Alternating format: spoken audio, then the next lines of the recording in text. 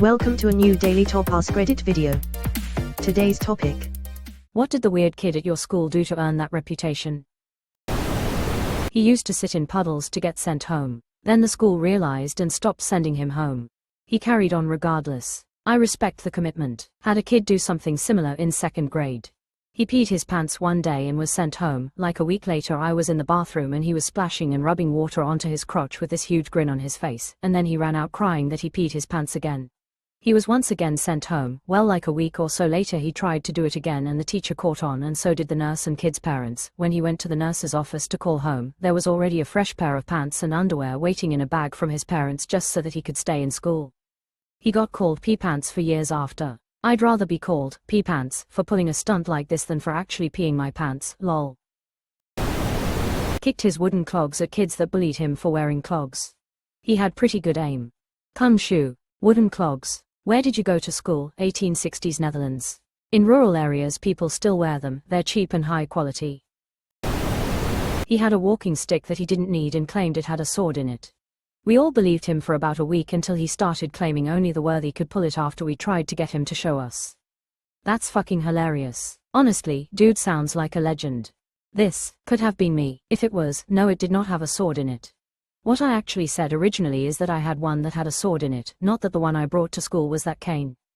I wasn't dumb enough to try to bring that particular cane to school, or pretty much any public place. Once the rumor started that I had a cane with a sword in it, I got tired of denying it, so I made the joke that only the worthy could pull it out, like the sword in the stone from Arthurian legend. I still like canes and have a small collection. I have one that has a gun in it too. I don't really use them anymore though, unless I've blown out my back or something like that.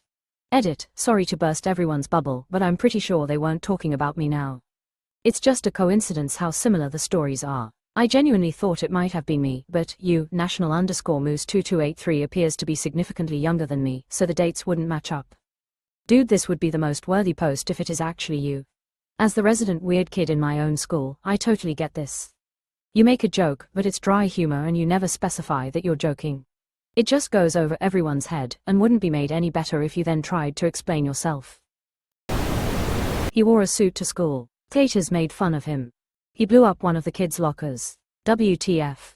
Years later the suit wearer went missing and they found the largest drug manufacturing facility ever and tons of weapons at his shop in Philly but never found him. https://www.southjersey.com/article/375/police-discover-meth-lab-in-port-richmond. He baked a cake for the class. It was nobody's birthday or anything. The weird kid just baked a cake and brought it in. The teacher confiscated the cake and brought it to the teacher's lounge instead of throwing it away. Another teacher had a slice, and it had the kid's pubic hair baked into the cake. Never saw that kid again. Well, that was a roller coaster. Ah, that's actually kinda sweet, lol. Teacher gonna hog all that CAO, EW. I was on team weird kid for so long in that story. I used to do that once every couple weeks with brownies, cake, cupcakes, sans hair, because I liked baking, and whenever the teacher asked what we were celebrating I'd just say, Tuesday, or whatever day it was. Never had any complaints. We were in a gifted program though, so some level of oddness was kinda normalized. She used to have longish hair. One day, she decided to get a pixie cut, nothing too unusual so far. What made it strange, however, was that before cutting her hair, she had braided it into a thick, neat braid and brought it to school. That day, she tucked the braid under her beanie and went around to every teacher and acquaintance, asking them to pull her hair. Those who complied were met with a surprising twist. They'd end up holding the braid in their hand, while she burst out laughing, cracking up as loudly as possible. That's actually top quality pranking. I'd be that weird person's friend. It's a gag with a 5-year setup. Kept pooing himself in class. These 5 words carry more weight in him than anything else I've read in this comment section. Except for the kids' underwear. My poor little brother has a condition where he literally can't control or feel his bowel movements. He had a rough time in elementary school and was absolutely bullied to hell for it. It didn't help that we were severely neglected from our parents, so he didn't even understand why it was happening and how to manage it. I hope he's happy and successful. He had just transferred to the school, and to introduce himself he said, "What's going on everyone and I fucked my stepsister," thinking that would gain him popularity points. His stepsister swapped schools again not long after because it was apparently true. I went to school with a guy that fucked his girlfriend's mom. The part that upset me is that instead of going to prison for statutory rape, she just got fired from her elementary school teaching job and went on to have a very successful career in real estate. And this guy's girlfriend stayed with him. WTF, how could you even imagine doing that? Always wore a different shoe on each foot, smelled terrible, and never brought a lunch. This was a Catholic school that cost a decent amount of money. Turns out he was just really, really poor. Everybody looked out for him afterward. Another girl was 12 and pregnant, and her mom was 24. Her baby daddy then killed a 7-Eleven clerk with a shotgun and made national news cause he said he wanted to know how it felt to kill someone. Turns out he was just really, really poor. Everybody looked out for him afterward. That's actually encouraging. Hope it helped the kid out emotionally, mentally. Kind of an odd situation though. Was he there on some sort of scholarship? Or did his parents think the only education worth getting was a religious one? No, his grandma paid, I think. He got removed after 1 year, probably for not paying tuition. It was weird, we had brown envelope day every week or month, we brought it home, and the parents either wrote a check or sent cash back in the envelope.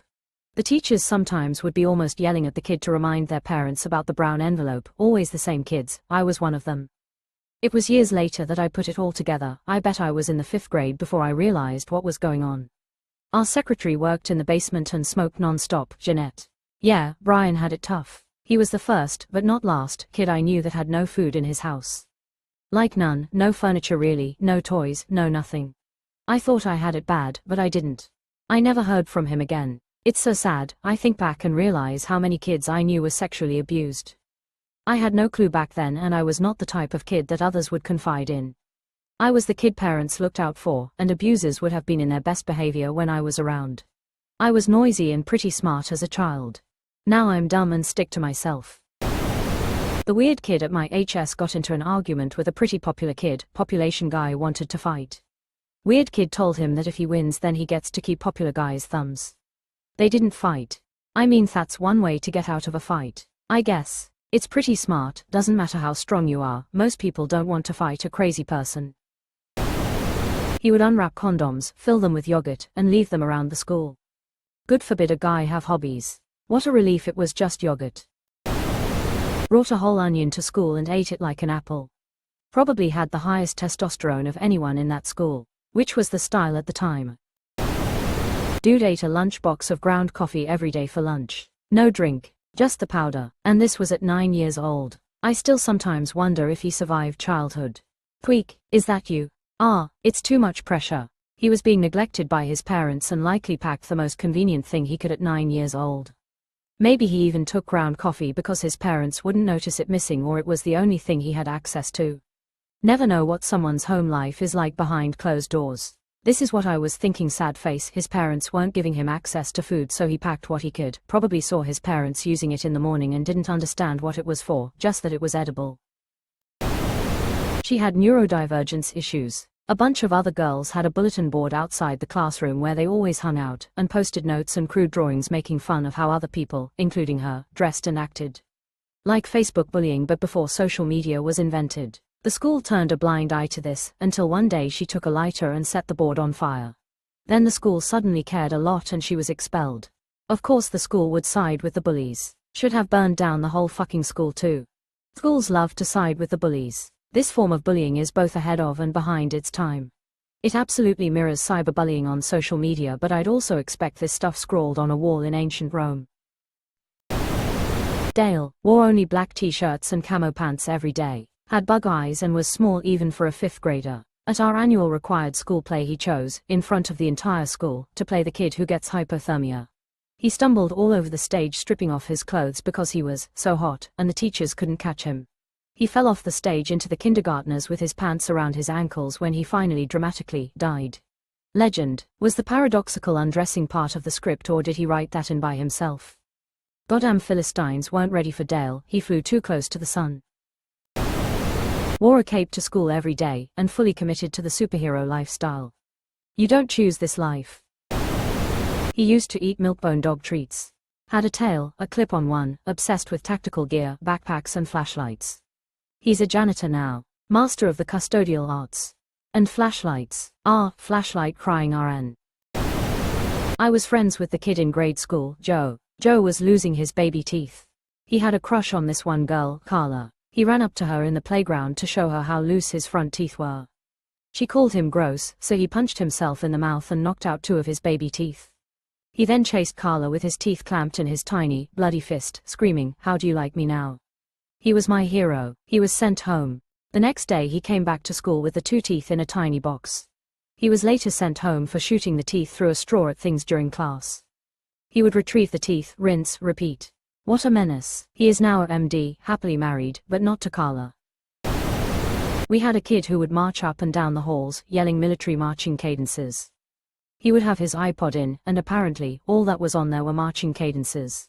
He also never talked to anyone. Every day, all day, before class, marching. Going from class to class, marching. After school to the bus, marching. All while yelling those cadences. Not saying, singing them. Yelling. We were all convinced he was going to shoot up the school. Well, at least you'd know when he coming. I knew a kid like that. Fucker ended up an army ranger, so I guess time well invested.